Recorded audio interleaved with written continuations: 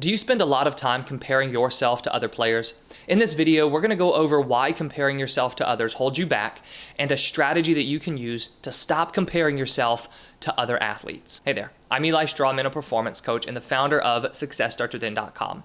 Now, there are two reasons comparing yourself to others holds you back. It limits your confidence and it distracts you during competition. Let's start with how comparing yourself to others is going to limit your confidence as an athlete. When you compare, is this normally coming from a place of high trust in yourself?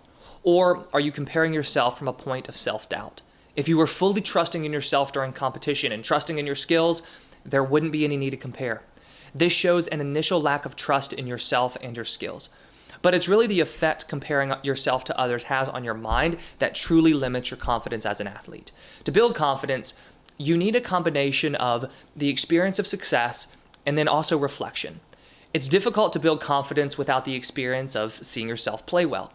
But that experience isn't going to be of much use if you fail to reflect on the things you did well and your strengths as a player.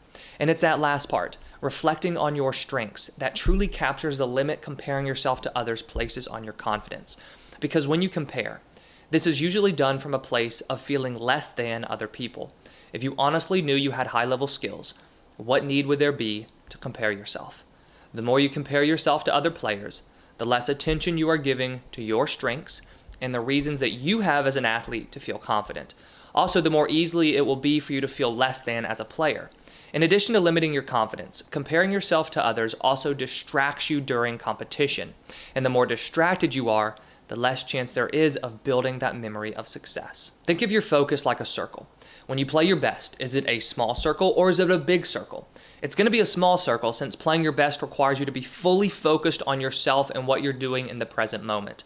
But as you compare yourself to others, your circle grows, expanding larger and larger until your focus is pulled in all different directions, taken away from the main place it needs to be on, which is yourself. Focus is a key factor to peak performance, but focus can also be a major contributor to poor performance if improperly managed. I was talking to an athlete this past week on the difference between his performance in practice and games. He's doing great in training right now, but he's frustrated with the lack of translation come game time. As we talked, something became very clear. In training, he is fully focused on himself. In competition, his attention is controlled by his habit of comparing himself to other athletes. Do you see the difference? Is this something you've noticed in yourself? The reason this wide circle of attention lowers performance is because you are no longer focused on yourself and playing your game. For the athlete I mentioned, he began comparing himself to others based on his mechanics. So he was comparing his mechanics to that of his competitors. Now this took him out of his game. For yourself, whether it's your mechanics you're focused on, stats, or anything else, when you compare yourself to others, you take your attention off of yourself and the things that are going to help you play your best. Knowing this, how can you narrow that circle, bringing your attention back onto yourself during competition? Well, to help, there's a simple strategy that you can use to let go of this need to compare and bring your attention back onto yourself. And the first part of the strategy is to remember to play your game. A big reason comparing yourself to others lowers your performance is because it's going to take you out of your game. When you compare, you aren't as focused on your strategy, game plan, and the strengths that will give you the best chance of succeeding. To counteract this, you want to make sure that you focus on playing your game. But what exactly does that mean? To me, playing your game means you focus on your strengths and you play to them. You don't try to be someone you're not. For example, if you are a singles hitter in baseball, don't compare your swing to the power hitter on your team. He has his game and you have yours. Both are valuable to the team if each focuses on your own strengths. Another example is a basketball player who likes to keep things simple. She doesn't have a lot of fancy ball handling moves, but she is effective at playing point guard. Now, she shouldn't compare herself to the flashy point guard on the other team. She needs to focus on playing her game. The goal is to be effective and get the job done. How you do so is honestly going to be up to you. And then the next part of the strategy is to identify an objective. During a game, when you notice yourself comparing your game to those around you, your job is to refocus your attention onto yourself.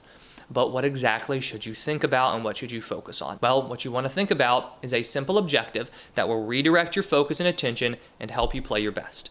Objectives are targets or cues that are part of the process of your game. A key aspect of objectives is that they are 100% within your control. And that's another important part of not comparing yourself to other players. You want to focus on what you can control.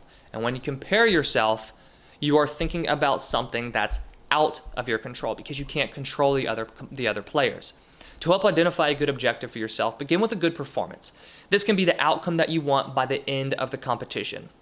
Then what you want to do is you want to backtrack, thinking about what needs to happen for you to get there. And then backtrack once again, and then once again, until you've landed on the simplest objective that will put you on the right path towards the success that you want by the end of the game.